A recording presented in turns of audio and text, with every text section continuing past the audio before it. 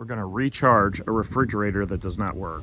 The freezer will go down to about 25 degrees, but it will not go down to 0, which that's what it needs to do. There's frost accumulation on the evaporator. The compressor works and the evaporator fan works. The condenser coils, there's no heat at all, so it should be pulling the heat away from the system. We'll run an amp test on the compressor. We'll test one of the leads that goes into the compressor. We can see it's teetering between 1 and 0 amps. The compressor should be running at about a full amp, so it's not working very hard right now. Without the refrigerant in here, it's not going to work as hard as it can if there's actually refrigerant that it's pushing. There's no charging port on the refrigerant, so we'll need to put in a valve. This will clamp on and pierce into the system so we can add refrigerant. We'll unplug the refrigerator. With an Allen wrench, I'll retract the needle. This needle will pierce into the system. We'll add it into this little portion where the factory adds in the refrigerant. The valve comes with a couple adapters. We'll add the adapters we need. We'll need all 3 for this size. We'll place it on where we can access it. We'll add everything in at the straightest part of the copper and make sure that we can access the needle valve and fill it. Tighten up the 3 screws equally. We'll snug it up. We'll be using R134A refrigerant.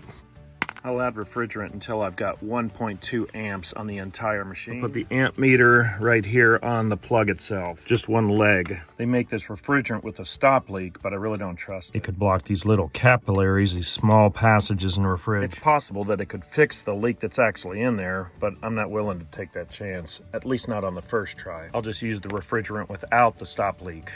I'll turn off the knobs on the gauges. I'll connect the low side to the refrigerator.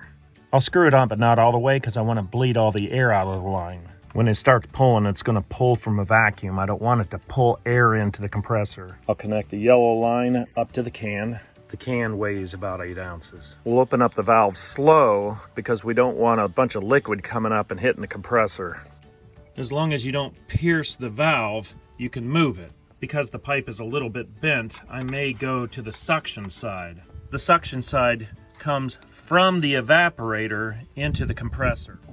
Then once it's compressed, it goes into the condenser coils. It pulls out all the heat and then goes up to the evaporator. The evaporator is what gets cold. I am going to switch it to the suction side. Sometimes it's called the low side. It just didn't seem very straight. I'd rather have a straight piece. It's thicker, so I'll use one less shim. We'll get everything nice and clean. I want to make sure everything's clean because these can leak. I want to make sure I can access the puncture pin and the service port. I'll take it down nice and even. Reconnect the low side.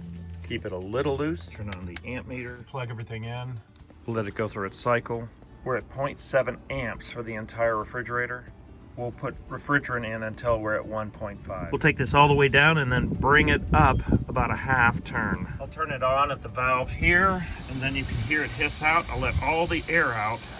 Then I'll close it, and I make sure there's just refrigerant in the line. Now we can pierce the valve. We'll bring it all the way down and then up about a half a turn.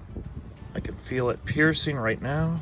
I'll take it out a half turn. I can see refrigerant going in. When I move the can, you can see it go up a little bit. I want just gas to go in here, so I do not want to flood this with liquid. There's not much in this can, so I may have to go to another one. The amps are starting to go up. We're at teetering between 7 and 8 right now. Starting to feel some heat in the evaporator. That's good. We're out of refrigerant in this can, so we'll go to another one. We'll close off the valve. We will have to bleed out the yellow hose up to the gauges. Before we turn on the gauge, we'll take the air out of the line. We'll turn on the low side. Now we're getting pretty close to 0.9, and we are pretty close now. Here's 1 amp. We're going to want 1.2 amps at least. We can go anywhere from 1.2 to 1.5 amps. With a thermal camera, I can see a lot more heat going into the condenser. And I can feel more heat in there. The low pressure side is starting to frost up a bit now. With the thermal camera, you can see the condenser line is hot, which is red, and you can see the low side is blue and cold. I can see frost all the way down the evaporator, not just at the top. Now the amps are 1 going on 1.1. I'm going to take it to 1.2 amps because I can always put some more refrigerant in later. I'm going to shut off the refrigerant. I'm going to let the refrigerator run and see if we get down to 0. So we've hit 0 degrees, that's a good thing. Now that I know the refrigerator will get down to 0 degrees Fahrenheit, I'll go ahead and close off the valve. I'll move it until I feel it seat. Remove the refrigerant connector. Place the cap on. There's still even frost on the evaporator. Everything's cooling.